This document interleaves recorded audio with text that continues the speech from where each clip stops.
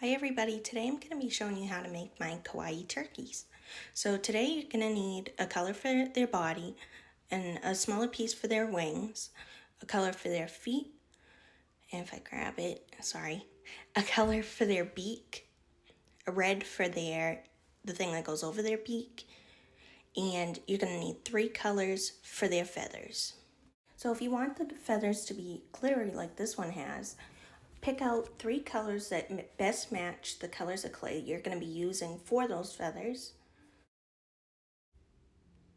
For the eyes, I'll be using these little micro beads. You don't need these. You can just use black or maybe a dark brown clay. For me, it's just a little easier to use the beads. To make the attachment a little stronger of the beads, the beak, and all that, I use this Polymer clay adhesive. And these are the tools that I use. It's a little needle tool. This is going to help us blend. You need a blade and you'll need a dotting tool. This will help with the eyes. So to get started, we're going to take that ball of clay that we have for the body. You're going to start to roll from the middle of it, almost like a coffee bean shape. Once you get it a good size and right shape, kind of smush that in a little, make the little indent for the head. Then we can get started on the wings. For that, you're going to take that other ball of clay of that same color, roll it in. It makes it easier rolling into a ball first so it's smooth. Then we're going to roll it into this little log, keeping the points on either end. This will help get that kind of regular wing shape after. And then you're going to take that piece, you're going to flatten it down on your surface. And this will help so you can get a better idea of how they'll look once you cut them and when they're ready to put on them, the turkey. So here I am, I'm just trying to flatten it out, get it in the right shape and make it even on both ends. Then I'll get my blade. I move it around, I think, just to see a little better, make sure it's evenly cut in half, or as even as I could get. I'm going to cut it in half so we have 2 wings. And then we're going to pick the spot where you want the first wing. I'm going to attach it just by sticking it onto the body. It should stick pretty easy because our body isn't baked and none of the wings are yet either. Once you have it in place, you can start blending it in with your tool. This part doesn't take too long. Sometimes especially in this video, it took a little longer to blend just because the clay was getting kind of warm, which sometimes that can make it kind of get smushed a little more than you'd like. So throughout the video, you'll see me trying to re-indent like the little spaces on either side of the wings, just so that way you can still see them.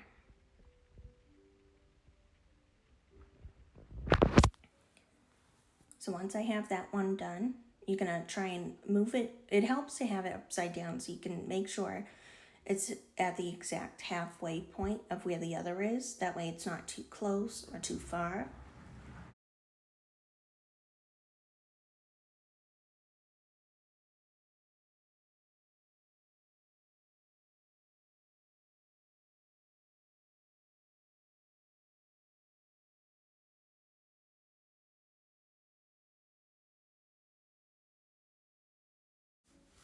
And you're gonna blend this wing on just the same as you did the last. And then you can see here the top of my turkey's head kind of getting a little smushed, and that's just because of how warm it's been with the heat on now that it's so cold. So once I got that, I again added more definition to the bottom to make the wings stand out. I thought it was kind of funny having the 2 turkeys there on the side because it almost is like they're watching them be made, which is kind of creepy but also kind of cute. So I'm just fixing the head shape, keeping that little shape to it to have the top be a little rounder. Here I'm taking the color that I have for the feet, I'm rolling it into a log, and I'm getting it so I can have it be even, cut it in half, And then you're going to roll both of those halves into balls. Now, this again is just to keep the clay smooth. Here they are. So I'm going to take one of them to show you. And you're going to kind of turn it into a teardrop shape like this. Then you're going to lightly flatten it onto your finger or your work surface, whatever's easier. You're going to take your blending tool and make 2 indents on top. And then you can smooth this out so it's more triangular. But you're just trying to get that overall kind of little foot shape. Here we are. These don't have to be perfect because you're not going to really see them. But you can see the overall like shape of like how many lumps there are that you indent on once you're all done. So I'm just going to repeat that process with this one. Turn it into a teardrop. Flatten it. And then make the little indents again for each little claw area. I'm aware that turkeys probably don't have feet that look like this, but I thought it looked cute. And if we're not adding that much detail, it's all right. Plus, real turkeys don't look like this anyway.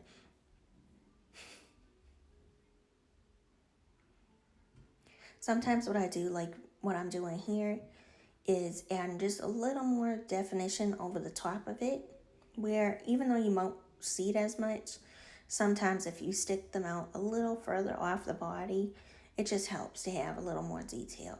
I think anyway, but you don't need it.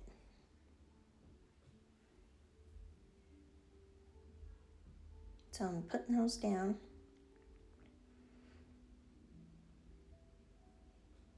I'm going to take my clay adhesive, I'm going to pour that out on my surface.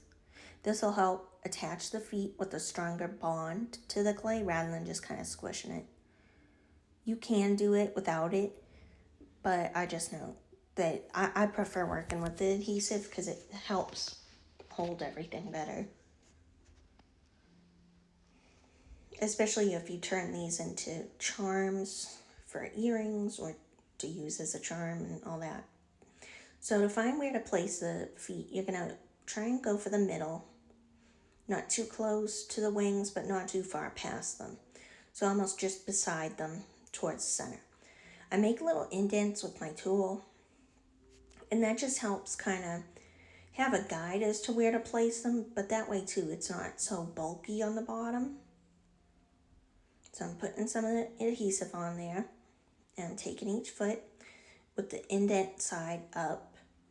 So that way we see it. And you're going to put it in place. It doesn't have to be exactly where you're going to have it. Just in the general area. You look at it from the front.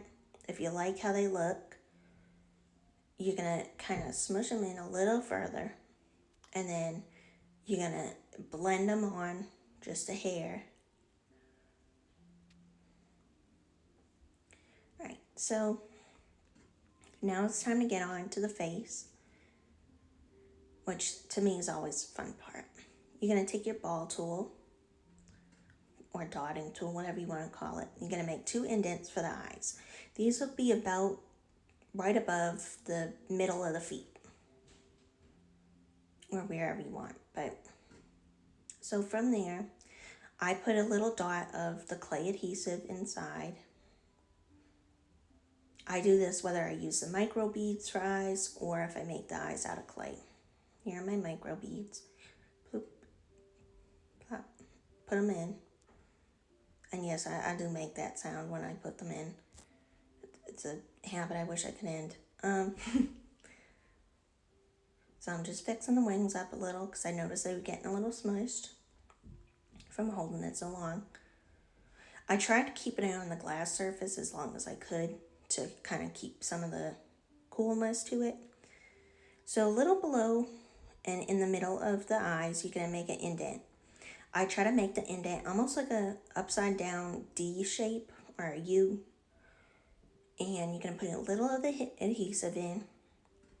We're going to take that color that we had. Well, first, before taking the color, I'm just wiping off the face with a little alcohol pad.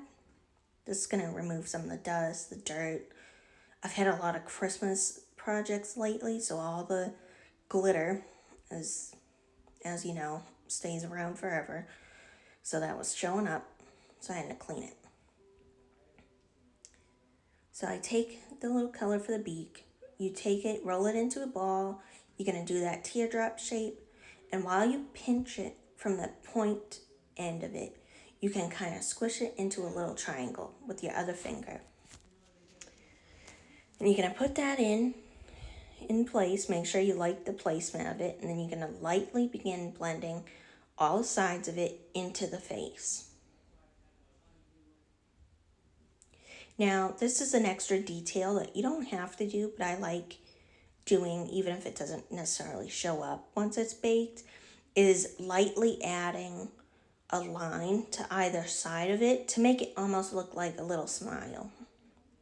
You can't quite see it because it is so small, but I like doing it anyway.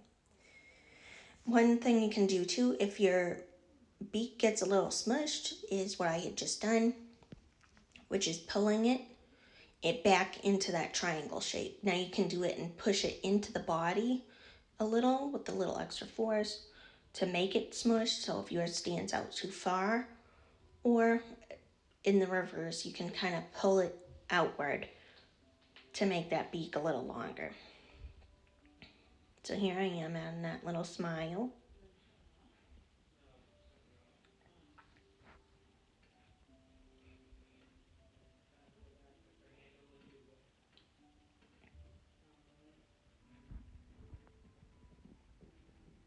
You guys like turkeys? I remember when I was little, I got chased down by one. It scared me. Anyway, so we're going to take that red and we're going to take it, roll it into a ball, and then we're going to roll it into, yet again, another teardrop shape.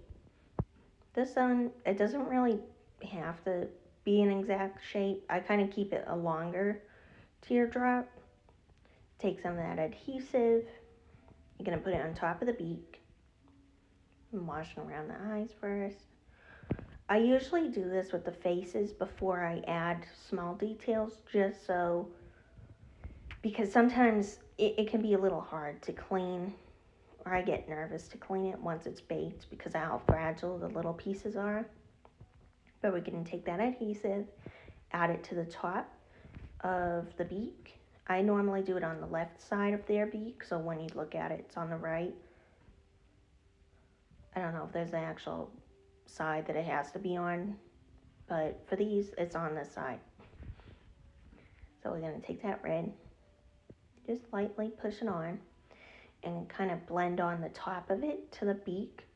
Not so much so that it flattens out, kind of looks like blood, but just enough to make sure it sticks.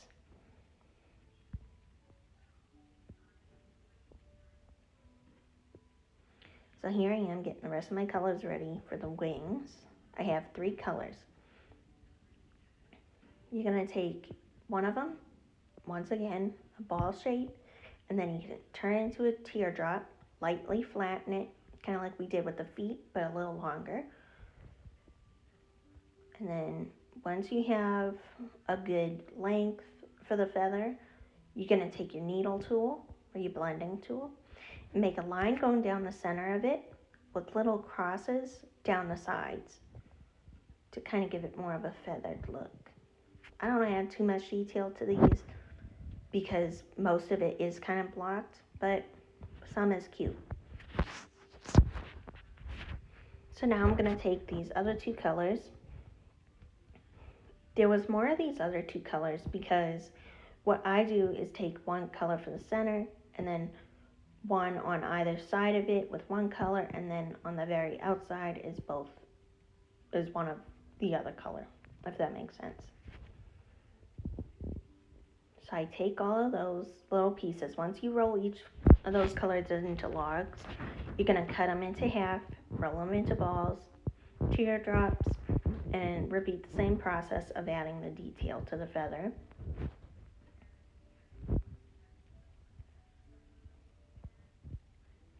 For me, it's a little easier to do it on the surface, but I wanted to show you a little closer what it would look like. So I'm doing it on my hand. The tan feathers that I'm working on here did come out a little bit big, but that's okay, because they're not all going to be exactly the same. So they kind of look a little different. It makes them cute.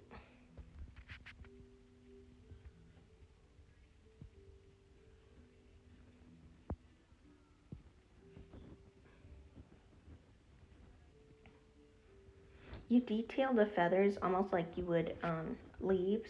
That's how I do it, just to make it easier. And that way too, when you do bake these, you do see some of the detail on the feathers, so it makes it look a little bit more detailed than what you would think it would, or than it is. So I'm taking another color, getting those feathers ready.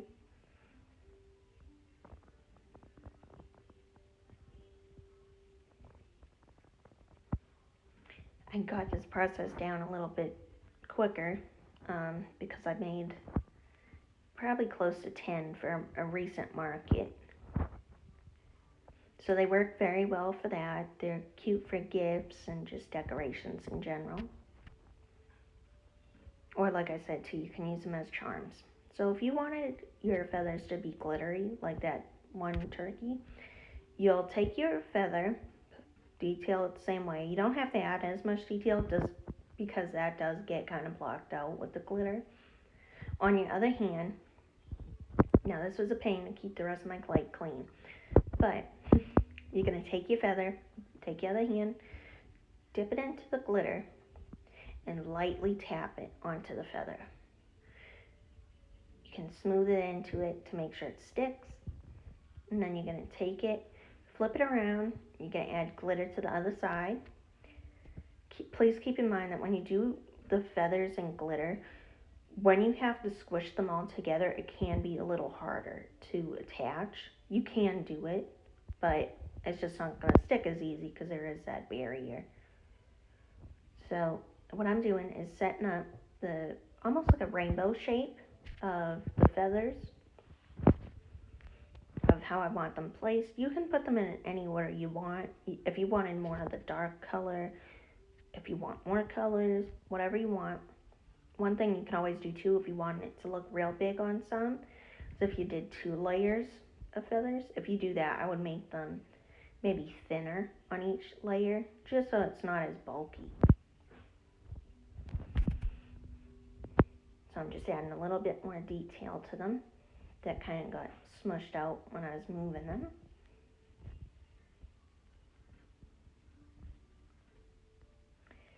And one thing that can help with both glitter or non-glitter feathers is to use a little of that adhesive in between each one. So with your blade, you're going to pick that up carefully.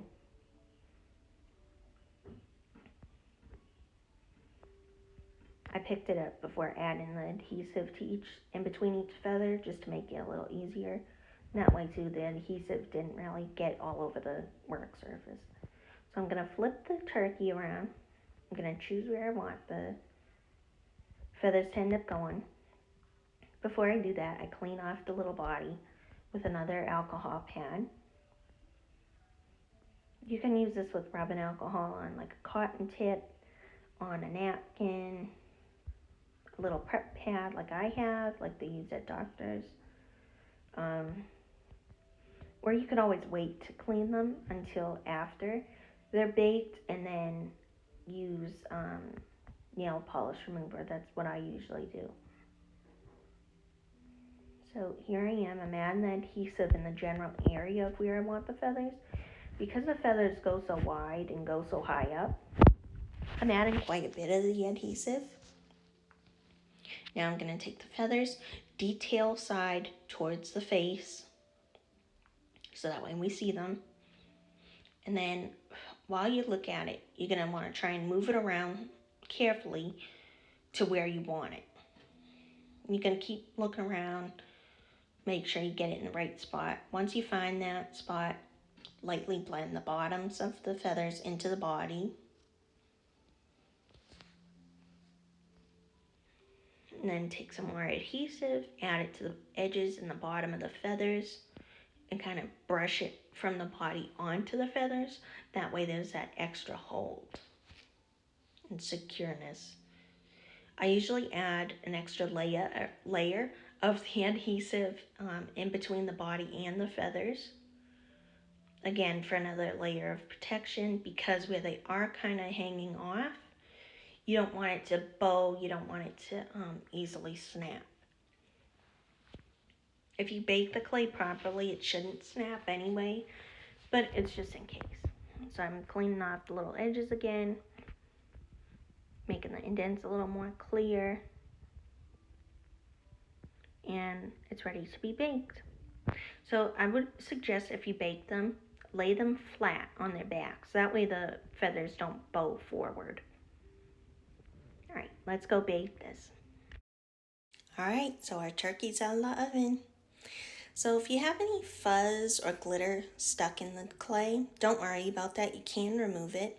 You can either use, once it's fully baked and cooled down, you can use either nail polish remover, which is what I usually do, or rubbing alcohol, like I mentioned earlier, and then you'll be all set.